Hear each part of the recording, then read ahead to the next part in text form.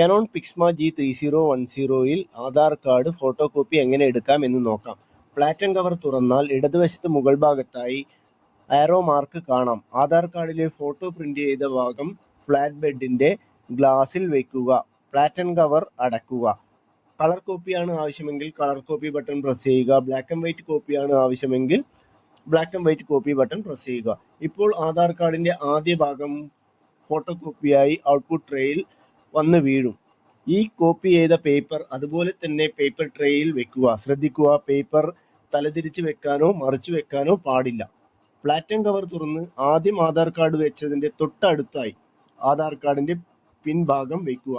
Copy button press ചെയ്യുക. നിങ്ങളുടെ Aadhaar card A4 പേപ്പറിൽ ഇടത് ഭാഗത്ത് നിങ്ങളുടെ ഫോട്ടോ പ്രിന്റ് ചെയ്ത ഭാഗവും വലത് ഭാഗത്ത് നിങ്ങളുടെ അഡ്രസ് പ്രിന്റ് ചെയ്ത ഭാഗവും ഫോട്ടോ കോപ്പിയായി കിട്ടുന്നു.